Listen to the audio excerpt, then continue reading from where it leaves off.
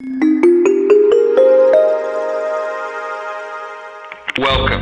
You're tuned into Life is a Sacred Journey. Every week, we bring a new perspective to aging and caregiving. Here is your host, Micheal Pope. Good morning, good afternoon, and good evening to all of you out there in the virtual world of Life is a Sacred Journey. My name is Micheal Pope, and I am your host, and you have joined us for Micheal Pope Pondering number 9, I believe it is. And I want to thank all of you. I have received so many cards, so many phone calls that I haven't responded to yet. So forgive me for that. And Zoom, just an outpouring of love.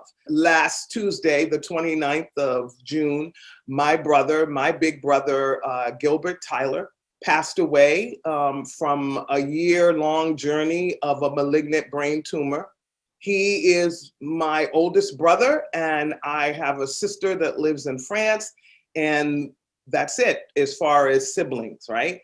He and I were very close, and he was my number one fan for everything that I did, always. He always swooped in whenever I needed help, mentally, spiritually, everything. He gave me away at my wedding, and we danced into the night. We both loved jazz music, and my brother was an engineer for 47 years in the Baltimore, Annapolis area. You can find his obituary if you're so inclined and would like to go and look. His name is Gilbert Tyler, and it's in the Baltimore Sun, is where you will find his obituary. I am in deep, deep pain right now. I have to tell you, I'm walking around with a very broken heart, but at the end of the day, I am a spiritual person. I believe in a higher power. I believe that I am not alone. I believe my brother is still walking beside me. I've had numerous conversations with him over the last 7 days, 8 days. So bear with me as I go through this time. All of you who are used to me being one way, I may not be that way when you encounter me, because I'm fighting tears all the time. And so I thank you all again so much for walking with me, being with me, but I'm going to feel this. What I've done with grief, and we'll talk about that in a few minutes, but what I've done with grief my whole life, I had my first encounter with death when I was 12 years old. Somebody very close to me and my family passed away, and my heart was broken. I never, as a child, I didn't understand that. And it just really devastated me for quite some time. So from the age of 12, I understood what it feels to lose somebody that you love. And then along the way, I've had numerous loss, of course, a mother and a father, a child, and mother and father felt a lot of pain there, but I kind of knew that my mom and dad, if everything went the way that it seems that life goes, that they would leave this earth before me. I wasn't prepared. That doesn't mean I was prepared, but it was a different feeling.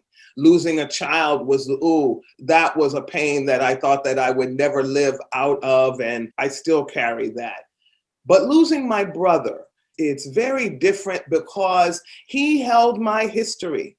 He knew me before, like he was the first person, you know what I mean? It's like he's my older brother. So there's a history that I share with him that I share with no one else on the face of the planet. And now that person is gone.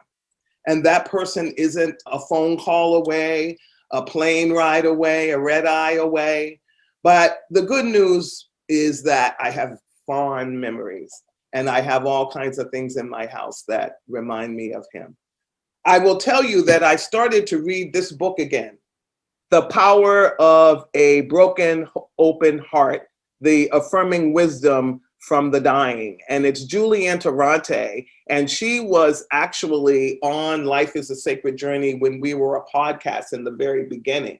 So I started reading this again.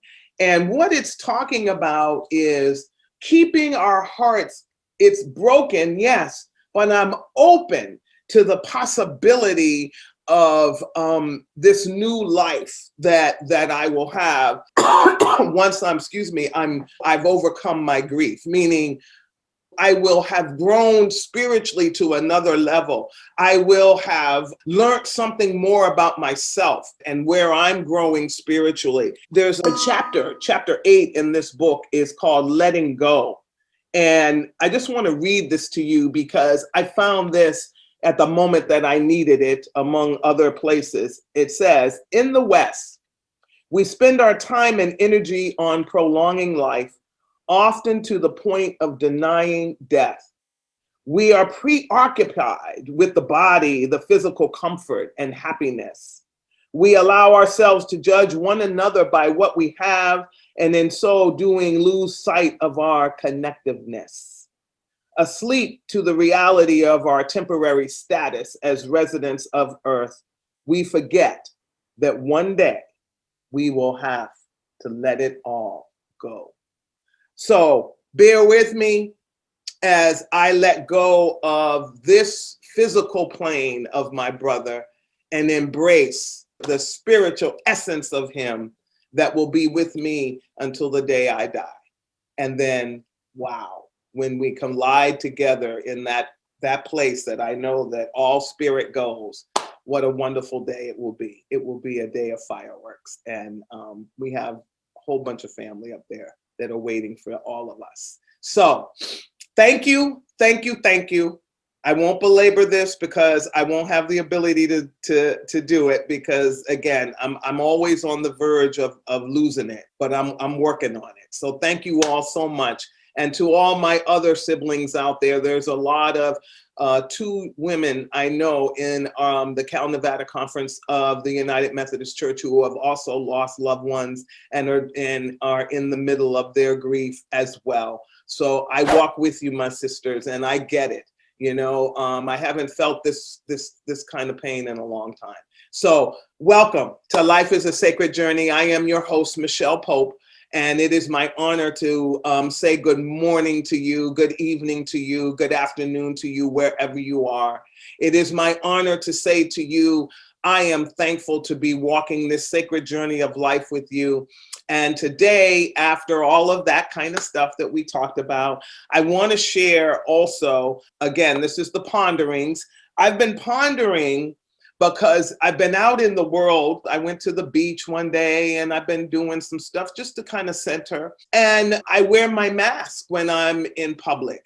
And I happened to see yesterday on YouTube that Jessica Alba, this star person, I don't know much about her because that's not my space, that I don't live in that space, but I do know who she is. She's an actress. And people pounced on her because she chose to put masks on her children and her whole family when they went out of the house. Okay. So that's obviously here in California because, you know, we're coming out of it and they're saying if you're vaccinated, you don't have to wear a mask in public and all of that. Okay, great.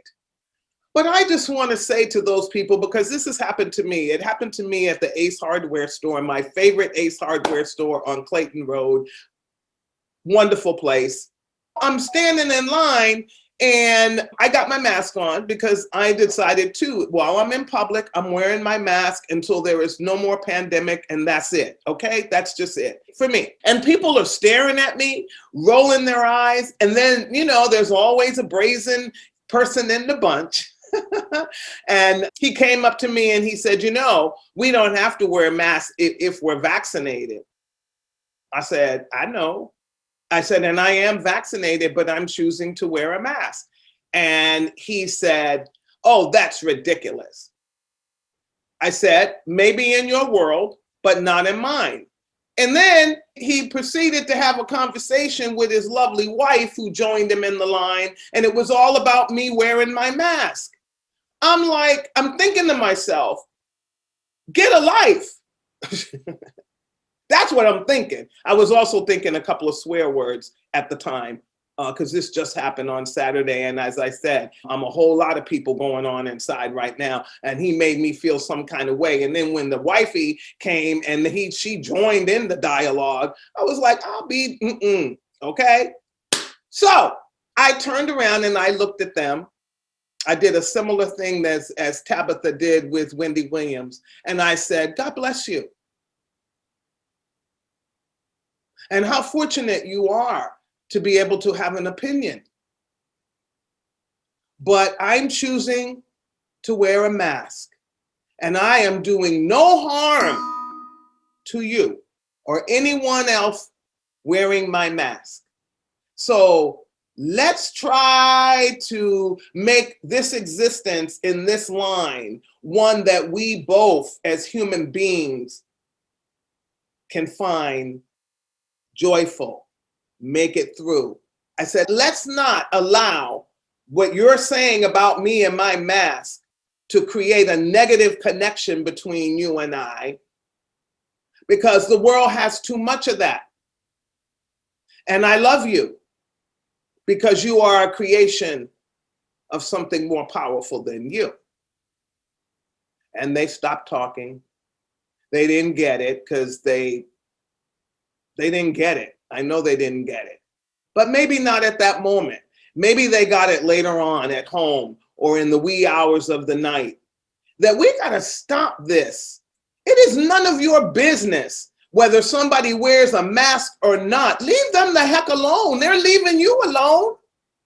And why are we spending so much time being upset about what other people do? Especially stuff that's innocent and not harming anybody else. But yet, when people are out in the world harming other people, it falls on crickets and you hear nothing. People getting killed on the street. A building where there was a board of people who received reports that this building needed repair. And now everybody's running around acting like they don't know why the building fell down. It fell down because it needed repair. And we chose capitalism and money over lives of people. You know, we gotta wake up sometime. You know, we keep walking around talking about how woke we are. How woke are we really when we allow a building that we know is man-made, that needs maintenance, that you receive reports? And then now there are people who are grieving the life of their loved one because a board of people decided to save money. All about the money. And I get money. I need money. Trust me, I'm getting ready to pay some bills next week. So I need money. But I have never allowed money to overcome me in a way that it supersedes who I am and how I show up in the world with other people. Here at ASAP, almost now 90 cents of every dollar that we fundraise goes into that program downstairs. And then the fees that we get is what we use for salaries. So that's why people haven't gotten raises for 6, 7, 8 years here at ASAP, including myself. That's why we cover the health insurance at 80-something%, because we know that even though we provide a halfway decent living wage, because we actually pay more than minimum wage, way more than that.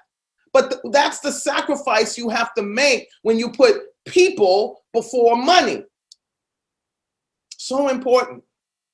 Landlords who evicted people during the pandemic, and I get it. I get you had to pay your bills.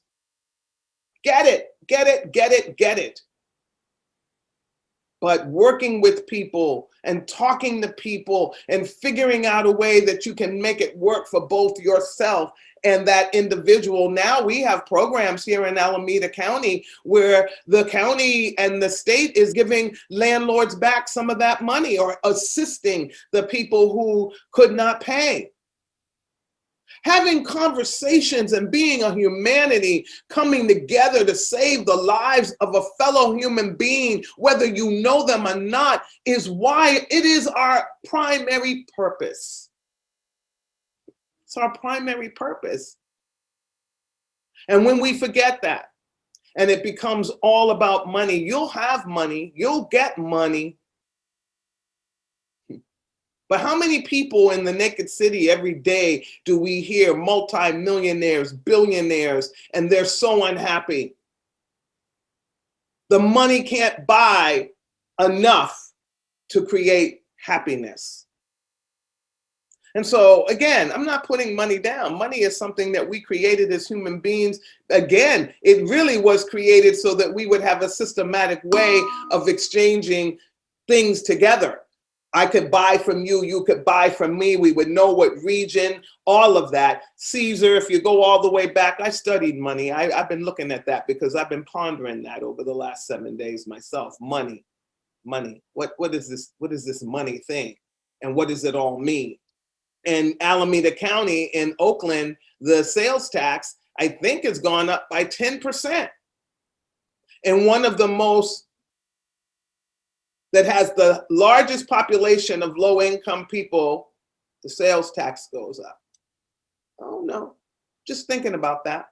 I'm thinking about Oakland still as a city where it was a beautiful city, and it is still a beautiful city. I have a good friend that lives up in Sacramento, Joan. She grew up in Oakland, and I was visiting her last week, 2 weekends ago, and she told me, she said it was a beautiful interracial, a multicultural, multicolor place.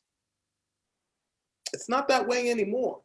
And the thing that I want to say to you young people that are moving into Oakland, because I have friends in Oakland over by the lake, and there's a lot of young people from the Silicon Valley and San Francisco, because you can't afford the pricing there. You're moving into Oakland. But I've watched you move into Oakland, and you're being rude to the people who built Oakland. I'm just going to call it. And I know some of the folks out there that are going to hit up Neighborhood or some other places and say, you don't know what I'm talking about. I've watched you walk by elderly people of color, rushing by them in your zealousness to go wherever you're going. I've watched you change the trajectory of a community and know that and be rude to people. There's a building on Van Buren that has been rented by the county of Alameda County for many, many years. And then the back of the building was a small little lot where people would park because there was nobody there. It was a building that had no occupancy. I think they were storing stuff in it. And so for over, I'm gonna say 2 decades, because I've been going over there for that long, people have been parking in that little space. So now this cute little XYZ millennial person buys the building. And there are people who have, for 2 decades, who have been parking there. And instead of him coming out and being a community person and having a conversation, I watched him.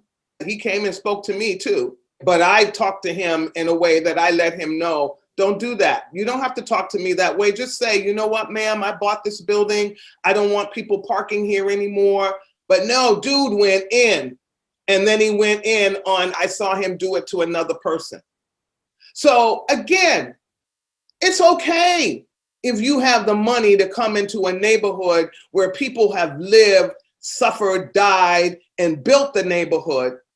But come in with the understanding that you're joining a community and learn about the community, embrace the community, become an asset to the community, be a good neighbor. It's not enough to go online and become neighbors in an online system called Neighborhood, which I find interesting that you're going to go online and be in the neighborhood. Instead of going out and talking to the people in the neighborhood. You know, we have become so separated from each other.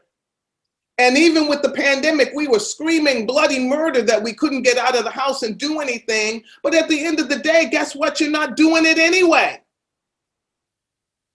How many of you really know your neighbors?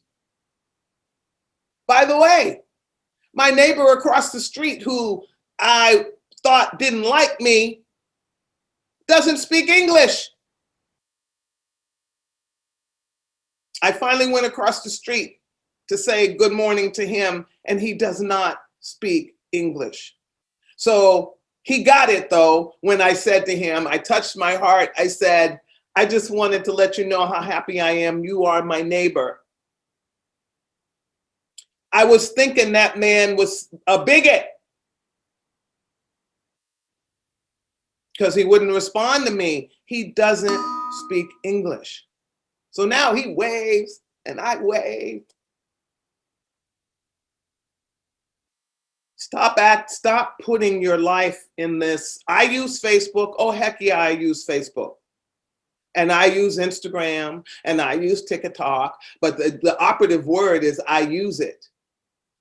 It is a tool to remain connected to family and friends that are not in my neighborhood, but outside of my geographic reach. That's what I use it for. And for this platform, because this is the way to get to people and to share my ponderings and to share the information that we receive from the guests that come to Life is a Sacred Journey. So let's come out of this pandemic really re-examining who we were before we went into the pandemic and who we really want to be, who we have envisioned ourselves to be even prior. And take off our cool vests, take the scales off of our eyes, and live with an open, broken heart, because I know our hearts are broken, not just because of death and dying, but because of loss and because of things that have happened to us in our lives. And if you live long enough, you will have to live with an open, broken heart, because your heart will be broken more than once. But the one thing that one should never stop doing is loving. That is the most incredible gift that we are given, is the capacity to love one another. Again, I always say you got to love yourself first, because boy, if you don't love yourself the way that people sucker punch you, you'll be down and out in Beverly Hills before you know it. You got to have a good village around you, a good circle of people like many of you are for me, that know when you're not feeling your best, know when you need a hug, know when you need a kind word, or thank you, Pam and Kent, for your beautiful card and the words in it. Know when you need that. Shows up. But you got to be that too.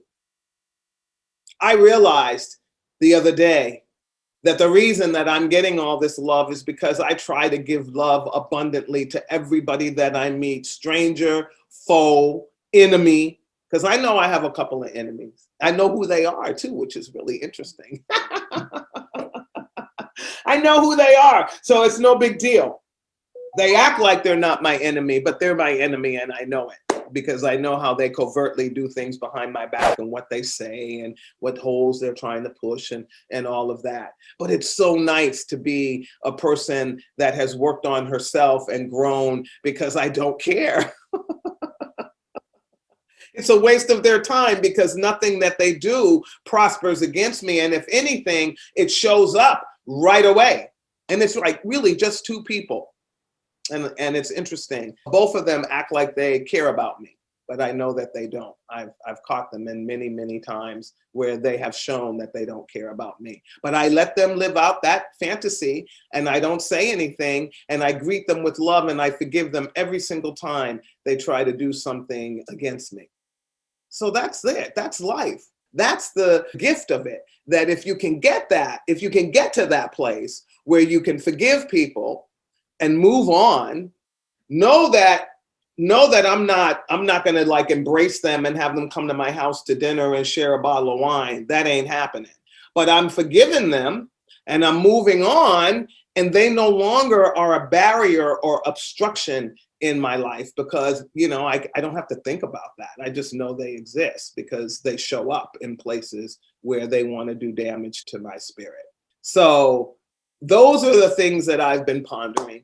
But I also want to get into this CDC report because, going back to the first story about the guy with the mask, and I think we need to understand about this Delta strain. So I did do some homework on your behalf and for me as well to learn. And highly transmittable Delta variant is now the dominant COVID strain in the US. The Delta variant was first found in India and is now in at least 104 countries, represented 51.7, yes, of new COVID cases in the US. And over the last 2 weeks, which ended right before the 4th of July, the holiday, the Delta variant now accounts for more than 80% of new COVID cases in the United States. And so that is something that we need to be really looking at. We do have some cases here in the state of California, very few down in Southern Cal from what I'm reading here. The World Health Organization also said that the Delta variant is the fastest and fittest variant yet. It expects it to become the dominant form of the disease worldwide. Delta is estimated to be about 55% more transmittable than the Alpha variant, according to the report by the World Health Organization. So President Joe Biden on Tuesday has requested that people, go out and get vaccinated. We still have a lot of people in the country that are not vaccinated. There are still countries that are not permitting us to travel to, as well as vice versa. We're not permitting travel into our country. There are still about 1,000 counties in the US that have a vaccination coverage of less than 30%.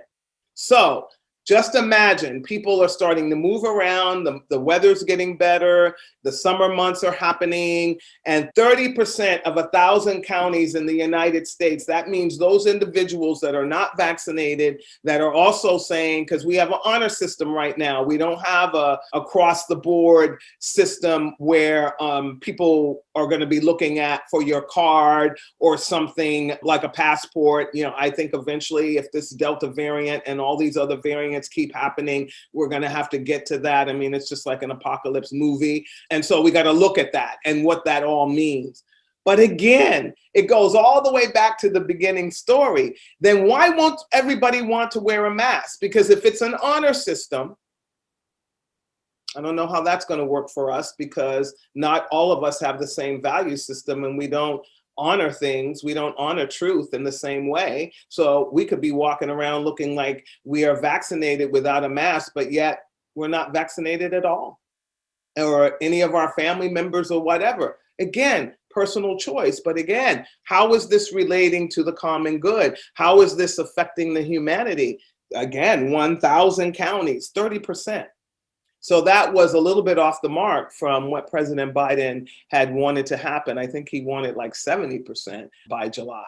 And we're not there. We're way off the mark. So we need to do more around wearing masks, continue to wash your hands, get vaccinated. If I know some people are still on the fence about that vaccination, but I think that they're finding that if you're vaccinated, that you have the ability to fight the Delta variant.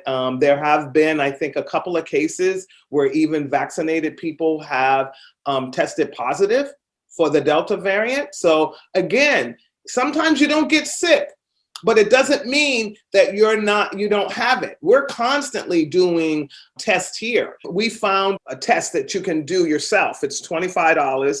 It's a blue box and it's a CDC. The CDC has approved it, and it's testing. I thought I had it, but I'll show it to you next week. I'll find it. And it has 2 tests in it, and you do the test yourself. And in 15 minutes, it tells you whether or not you've been exposed to COVID. So I bought one. I have one at my house, even though we're testing here. All of us have been vaccinated, and we still have to be tested every 30 days. Oh, you see? Oh, good. Thank you. My trusty assistant. This is it. Okay. Binax now COVID-19 antigen self-test for infection detection. You get 2 tests. COVID test cards, you get 2 nasal swabs and 2 Regent bottles that you put it in. Very easy. It's a rapid test for the qualitative detection of COVID-19 and all of its antigens. So Just so that you know, you have options out there. And then the clinics, they're all around now. You can get appointments a lot quicker than you were able to in the past. Kaiser has been emailing me, even though I'm already vaccinated. And so we will, keep you abreast of all of those things. But I still say wear your mask, weigh in. All of you out there on Facebook, weigh in. Are you wearing a mask out in public, or have you decided not to? And again, this is not to judge or to beat anyone up. So let's not, anyway, we're Life is a Sacred Journey people. We don't do that. So I don't have to worry to tell you that. But, write in. What are you doing? What do you think is the right thing to do? And I'm trying to see here if there's any other information that I can give you that will help you. The Delta variant has spread rapidly to become the dominant US variant.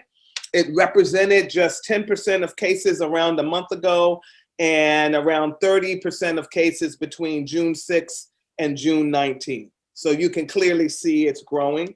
Though Delta has driven a wave of new infections among unvaccinated groups, this is from Forbes, by the way, in highly vaccinated countries, notably children and young people, the CDC has so far declined to follow the World Health Organization in encouraging vaccinated Americans to wear masks. And the White House has said it will leave decisions of a new pandemic restriction to individual states. So vaccines appear to be effective at preventing serious disease from Delta. So that doesn't mean, but you just won't get really, really sick. But coverage is uneven. Coverage is uneven.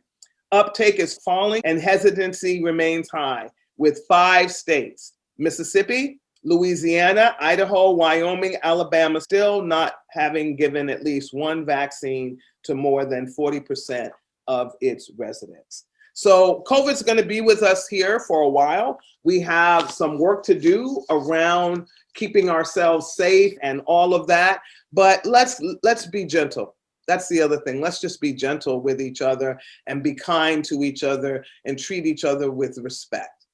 And when we do that, then it doesn't matter what the world throws at us. We can do things together. We can be the best we can be.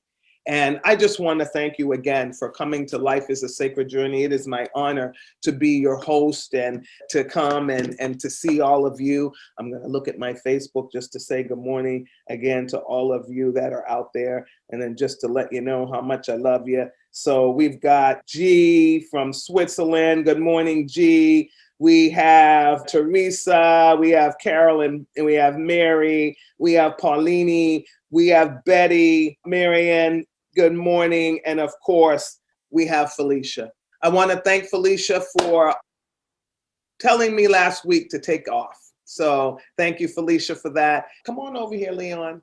I'm going to introduce you to my trusty assistant. This is Leon Current, and he is my administrative fellow. And so just so thankful because he's behind the scenes, but I wanted you to see him because he's important to me. And he's keeping me and teaching me so much. So before I leave you this morning, my last pondering is going to be about family and friends. Even in most families, there is a time when there may be upheaval and separation and division. And there are some families that are in really bad shape, really broken for whatever reason. But for those of us that have families where there is love abundant, cousins, I love my cousins, thank you, my cousins, love you.